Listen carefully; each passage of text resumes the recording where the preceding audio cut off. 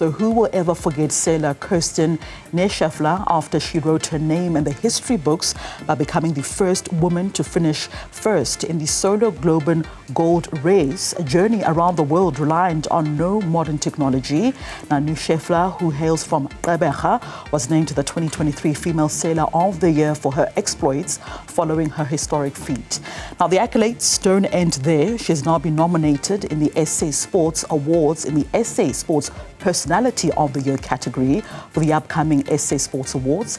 She joins us via Zoom this morning for a chat to sort of reflect as well on all her accomplishments since winning that global golden race last year. Kirsten, good morning. I appreciate your time this morning on the Weekend Report. But firstly, congratulations on your nomination. I wonder, though, what was your initial reaction when you heard that you've been nominated for this award? And maybe in answering that question, tell us, what does it mean to be represented, not represented, but recognized by your country?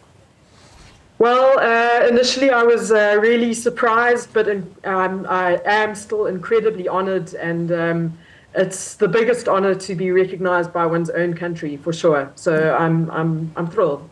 Yeah, and it's interesting that you've been nominated in a category alongside, the BOC captain Siamthanda Kolisi. Eben Etzebeth is also in this category. Leading marathon runner Gqeberha also nominated, as well as football star Percy Tau. And the interesting thing about this category, Kirsten, is that it's voted for by the public. The judges have no say in this category. I wonder, though, what do you think your chances are of winning?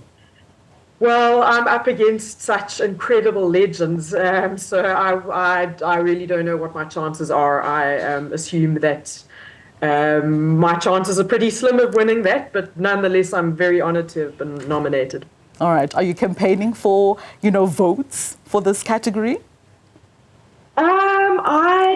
I haven't been doing a lot of campaigning, to be honest, no, for these votes. So I guess we'll just see what happens. Yeah, it's an interesting thing that you achieved last year, the first ever South African and the first ever woman to finish the Golden Globe race around the world. 8 months you were at sea, Kirsten, with no navigation system, with no modern technology. I can imagine it was very difficult for you to be on sea, but nonetheless, becoming the first woman ever in the history of this race to finish it. Take us back, though, to some of your moments on your boat. How was it like for you to be on sea for 8 months, all alone, sort of navigating the terrain? Well, it was a pretty special thing to be able to do, Rachel. Of course, there's some very difficult moments. You get into some really big storms.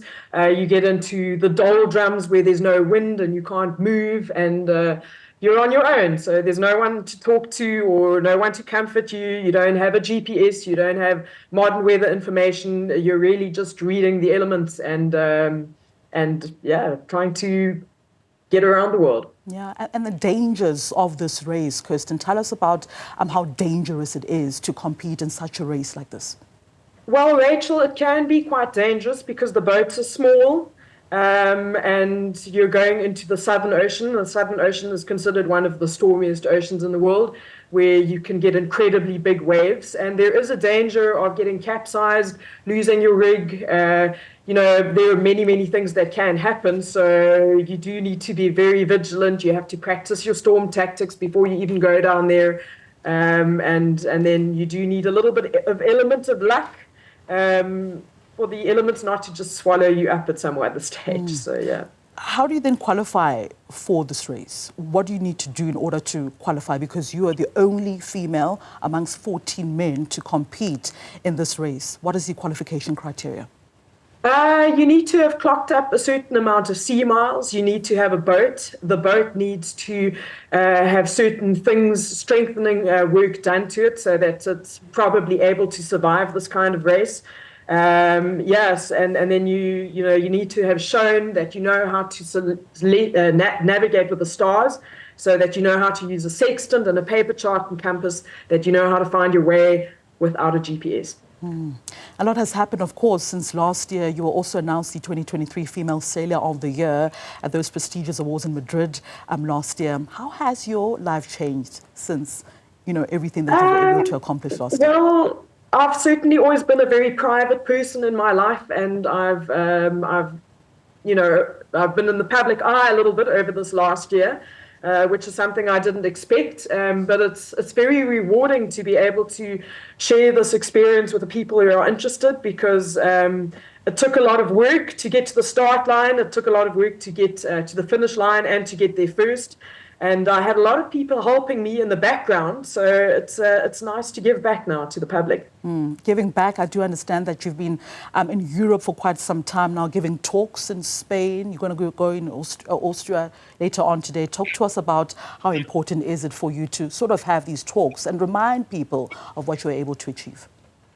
Rachel, I think it is an important thing for me. You know, the European sailing community has invited me to come and share some of my experiences. I've done a lot of that up and down South Africa as well. And I do think it's important because I've had people motivate me in my life to go out and pursue my dreams. And if I have an opportunity now to do the same thing for other people, then I think it is an important way to give back to the community.